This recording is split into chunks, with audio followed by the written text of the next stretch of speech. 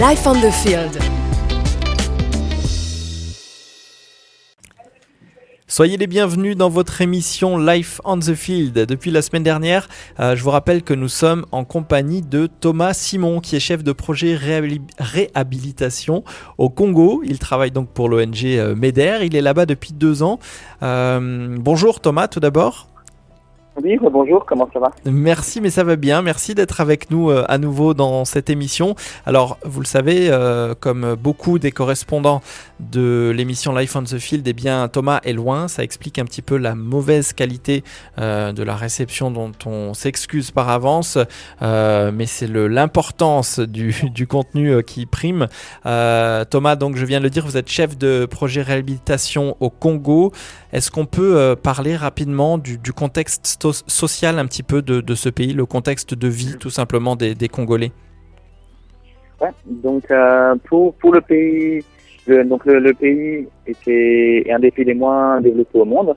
Sur l'index de développement humain qui est compilé par le programme des Nations Unies de développement, le PNUD, donc le pays est 187e sur les 187 pays pour lesquels l'index est calculé. Donc, je ne connais pas exactement comment calculer cet index, mais ça prend en compte la santé, l'éducation, l'espérance de vie, le PIB, et ainsi de suite. Donc, ça prend en compte un peu pas mal de choses différentes pour essayer justement d'avoir une synthèse, d'avoir un bon aperçu de l'état d'un pays. Et donc, il y a ça qui est un problème assez important au Congo. Et puis aussi le fait que c'est un pays qui est très très grand, comme je l'avais mentionné précédemment. Et donc, l'État a une mission difficile pour essayer d'imposer la loi et ainsi de suite dans les endroits les plus reculés, qui, dans ce cas-là, tombent assez facilement sous la main de différents types de milices ou soit au début des groupes d'autodéfense qui après veulent défendre leurs propres intérêts et puis commencent à avoir des ambitions un petit peu plus hautes. Pardon ? Qui finissent par avoir des ambitions un petit peu autres que simplement un groupe de défense. Exact. Et donc, un des derniers exemples, c'est ce qui s'est passé dans les Kivu, qui sont une province au sud de là où on travaille, avec donc un mouvement rebelle, le M23, qui avait été les gros titres dans la plupart des journaux d'ailleurs, je crois, lorsqu'ils avaient capturé la 3e ville du pays, la ville de Goma, qui est une ville de plus de 1 million d'habitants, et puis après menacé de marcher sur Kisangani puis Kinshasa pour renverser le pouvoir, avec des allégations sur le fait qu'il soit soutenu par des pays voisins, et puis d'autres problèmes comme ça. Donc c'est pareil, c'est un problème assez récurrent et dans beaucoup de différents endroits au Congo. Très récemment, il y a une autre ville qui a été capturée pour 24 heures par une autre milice dans une autre province. Et c'est donc des choses qui arrivent assez récemment parce que justement le pays est très grand et très difficile à contrôler et puis aussi très riche. Le pays a je ne sais plus combien de trillions de dollars de réserves naturelles, beaucoup d'or, diamants, de minéraux aussi, des terres rares pour les téléphones portables. Et donc ça représente beaucoup de richesses pour lesquelles plusieurs milices et voire plusieurs pays se battent pour mettre la main dessus. Et puis peut-être un troisième et dernier caractéristique principale du Congo, c'est aussi un des pays, malheureusement, c'est un des pays où il y a plus de violences sexuelles au monde, avec certaines estimations parlent de 48 viols par heure en moyenne tout au long de l'année. Donc, et ça vient aussi pour beaucoup de l'insécurité et puis d'un pouvoir très faible, et puis donc du pauvre développement et du manque peut-être aussi un peu du manque de moyens qu'ont les gens ou du manque d'éducation principalement aussi. Alors, vous nous dites, vous nous expliquez que c'est donc un contexte de vie quand même très difficile. Donc, vous nous le disiez, il y a ce fameux index du développement humain sur lequel le Congo est tout simplement classé en fin de tableau, si je puis dire. Il y a ces problèmes donc de violence. Est-ce que c'est pas trop difficile de travailler dans ces conditions? Est-ce que c'est pas angoissant, tout simplement? Je pense que ça dépend beaucoup des endroits où on travaille, où nous sommes basés. Pour l'instant, nous avons 3 bases à 3 endroits différents. Et dans les 3 endroits différents, il y a 3 types de problématiques relativement différentes aussi. Et je pense que, comme pour beaucoup de choses, il y a un peu cette histoire, je ne sais pas si c'est une histoire anglaise ou si c'est aussi en français, mais le fait qu'il est très simple d'ébouillanter une grenouille en faisant monter la température petit peu par petit peu. Et de la même façon, je pense qu'il y a beaucoup de choses, quand on est basé à même endroit, puis on y reste pendant 1 an, 2 ans, entre guillemets, on s'habitue ou on doit faire des concessions sur des idées qu'on a au début pour ne pas être en permanence angoissé ou pour ne pas vivre en permanence dans la crainte.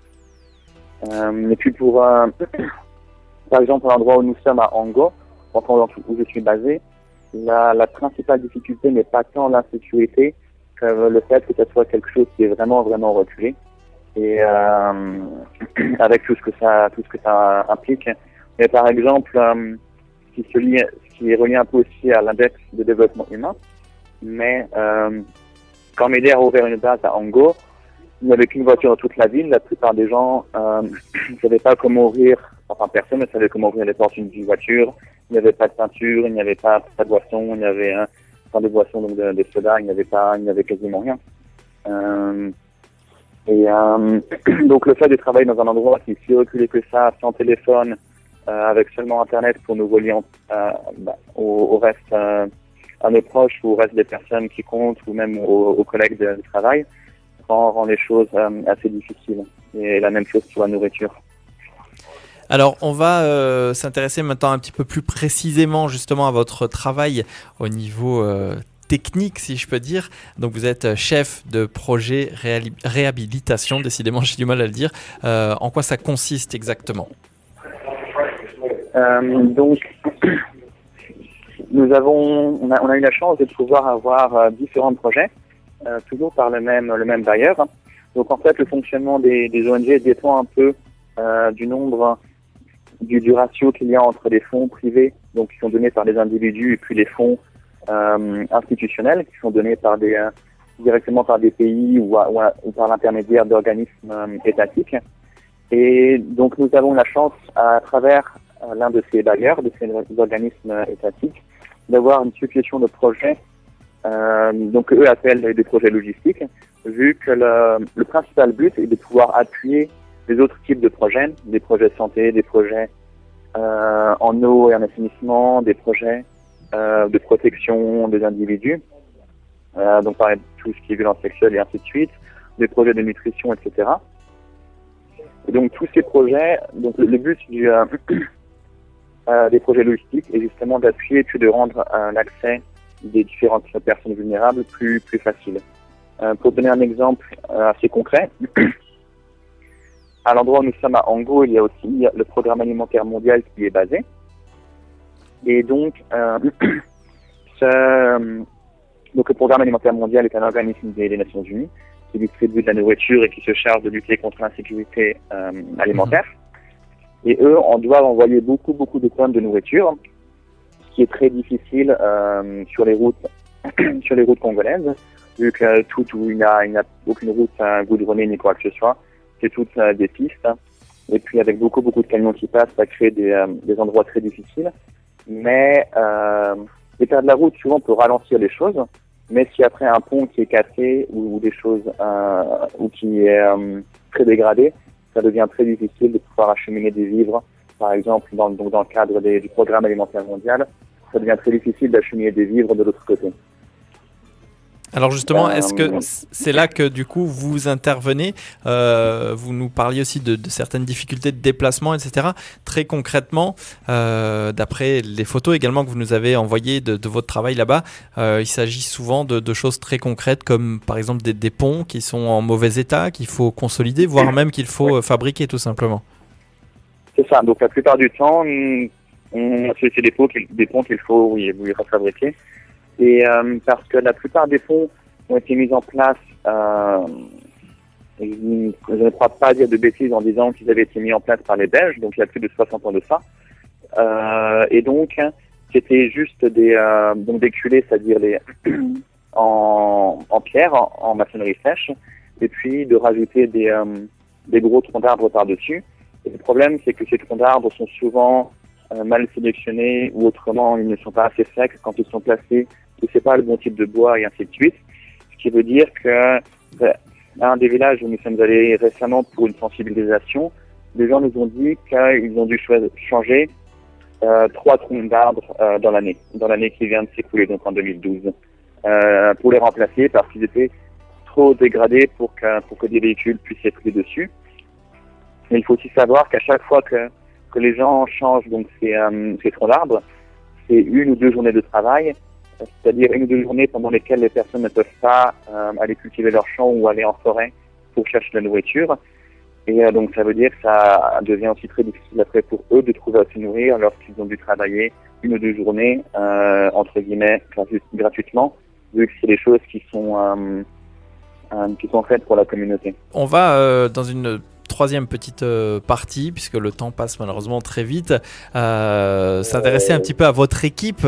Quelles sont les nationalités représentées là-bas? On a pris l'habitude avec les autres correspondants MEDER de découvrir un petit peu le mélange des cultures au sein des différentes teams MEDER dans ces différents pays. Alors quels sont les pays qui sont représentés dans votre équipe là-bas au Congo? Je pense que ça va être pour la plupart les mêmes nationalités que dans d'autres pays, mais nous avons beaucoup de Néerlandais, d'ailleurs des Néerlandaises. Nous avons aussi des Britanniques, des Américaines. Nous avons aussi un Français moi-même, un Suisse pour le moment.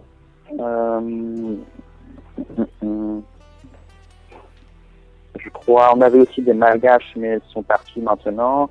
On avait une Kenyane qui est partie en novembre. Une équipe assez importante alors quand même en nombre de personnes. C'était une équipe assez importante. Nous étions, je crois, dans les 14 la dernière fois que j'avais compté. Il y a eu pas mal de mouvements récemment, mais ouais, c'est donc entre une dizaine et puis une quinzaine. D'accord. Et bien on continuera à découvrir un petit peu la vie de votre équipe là-bas au Congo dans une prochaine émission en Life on the Field. On se donne rendez-vous la semaine prochaine et on continuera à découvrir avec vous votre vie et votre travail là-bas sur place au Congo pour l'ONG MEDER. Merci beaucoup Thomas et à la semaine prochaine. Il n'y a pas de souci, à la semaine prochaine. Au revoir.